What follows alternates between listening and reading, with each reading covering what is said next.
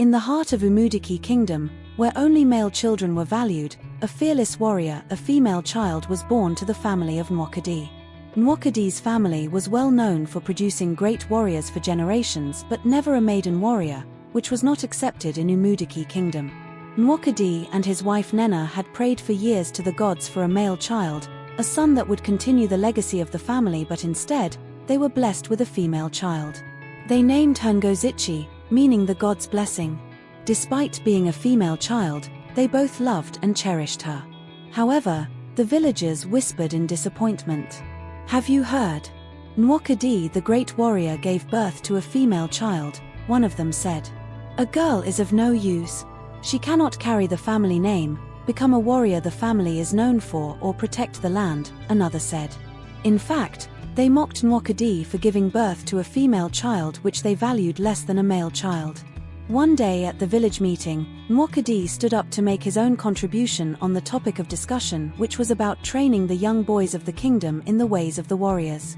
But he was hushed and told to sit down and allow those who bore male children to talk first. He went home that day heartbroken and felt less a man.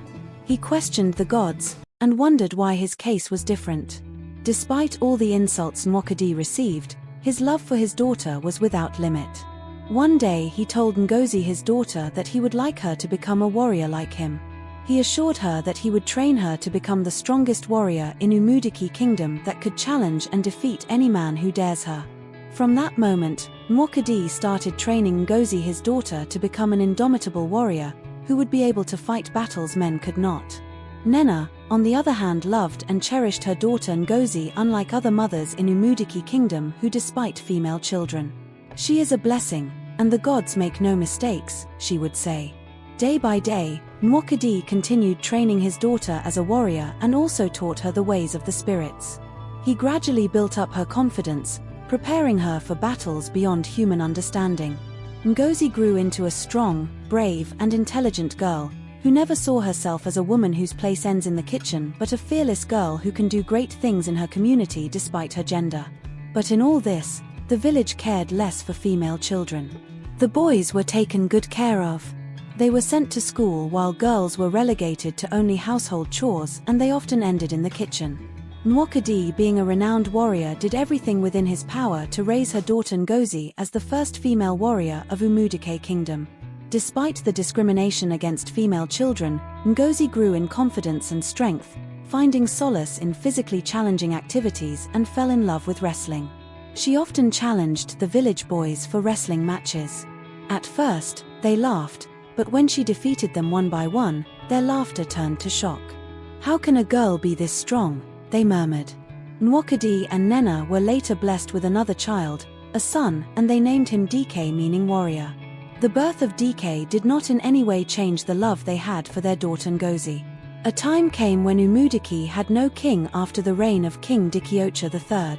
It was recorded that after the death of King Dikeocha, the golden staff of Ishimiri, the great goddess of the Umudike, got missing mysteriously. Without the staff, no king will ascend the vacant throne of Umudike Kingdom. And because of the missing staff, it ceased to rain for many years in the land, and Umudike Kingdom suffered a great drought that plunged the land into famine with a little or no hope of survival. Their crops and plants withered, livestock and farm animals died. Streams, rivers, and lakes also dried up. The elders consulted the chief priest to seek solution to the calamity that befell the land. The chief priest revealed that the gods were demanding the return of the missing staff of Ishimiri. He demanded a brave soul to journey into the forbidden evil forest to retrieve the missing staff of the great Ishimiri goddess. Only then would rain fall again and a new king to be chosen by the gods ascend the vacant throne.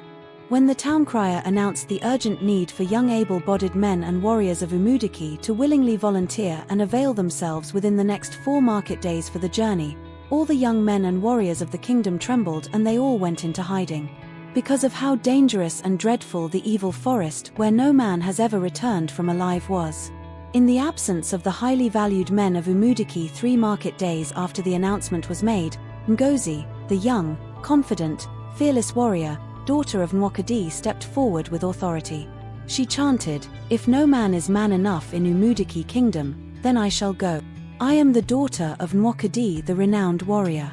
I will do all it takes to restore women dignity in this land." Some of the villagers laughed and looked down on her as they had always done in the past. But she is just a mere girl. What can she do?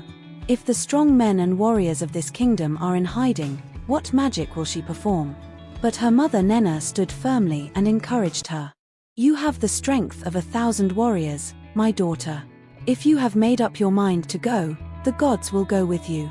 Nwokedi later took Ngozi aside and fortified her spiritually. He also handed her a pouch of protective charms. "This will shield you from unseen spirits. Trust in your strength and the gods will guide you.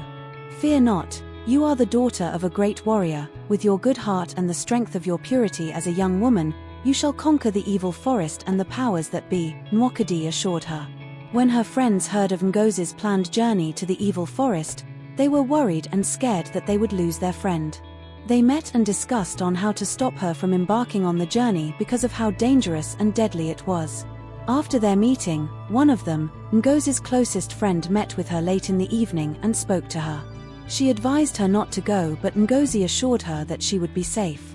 Armed with only a sword, a fortified staff, pouch of charms and other few items, Ngozi hit the road of Umudike and journeyed to the land of the unknown.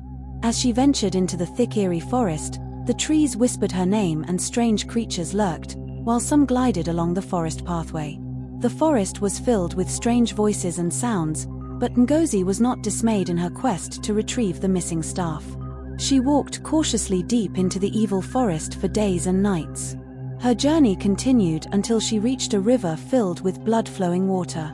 Before she could step into the river in an attempt to cross it, a giant serpent rose from the river, its scales glistening like fire.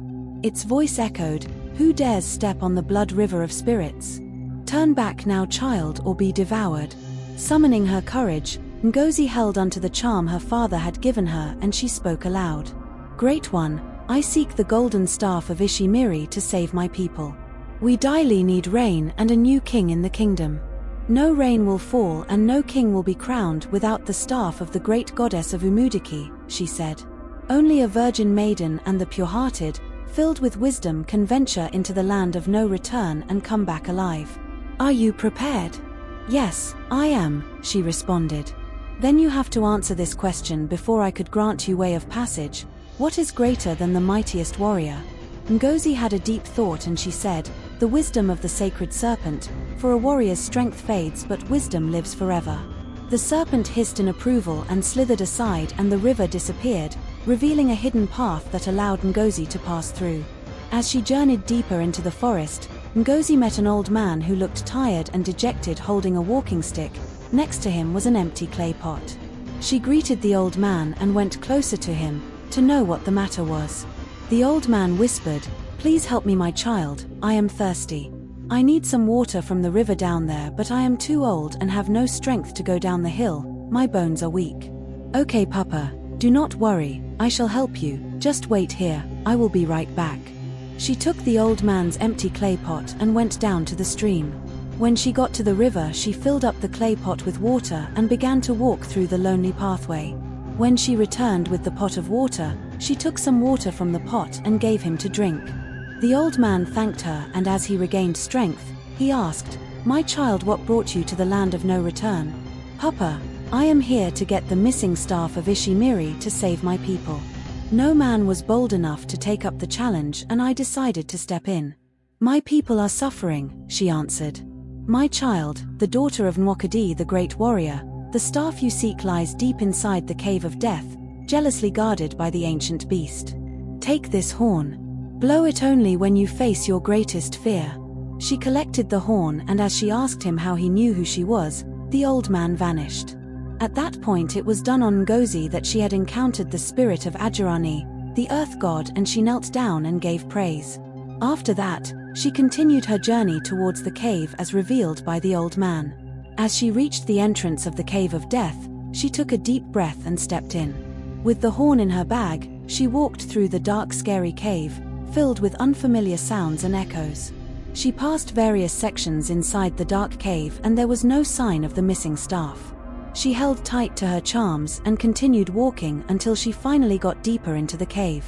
As she was about to give up, she saw the missing staff hidden under a stone. She was excited, but before she could grab it, a monstrous creature with eyes like burning coal blocked her path. It lunged, roaring like thunder. Ngozi drew her sword and fought bravely, dodging and striking, but the beast was too strong and powerful. As it closed in on her, she remembered the horn and blew it as instructed by the old man. Immediately, a blinding light burst forth. The beast wailed and staggered and subsequently vanished. Without further hesitation, she stretched her trembling hands, grabbed the golden staff and ran with all her might without looking back. She got out from the cave unharmed and confidently started her journey back home. As she walked away from the cave, Ngozi met a very handsome young man, well-built, who tried to woo her with sweet tongue.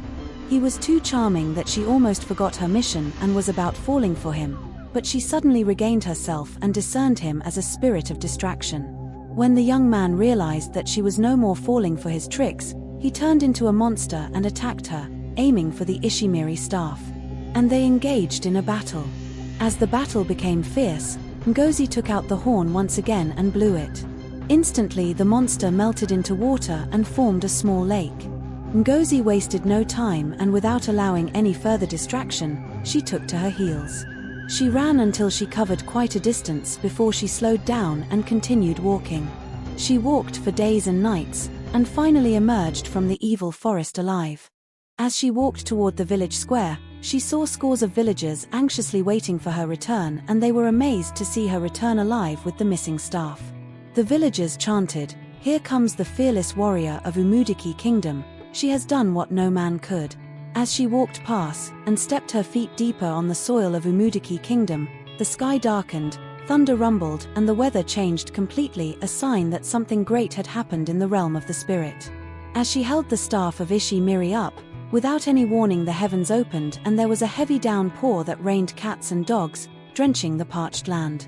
The village warriors who went into hiding were seen kneeling and bowing down in shame to her as she walked majestically with the staff in her hand.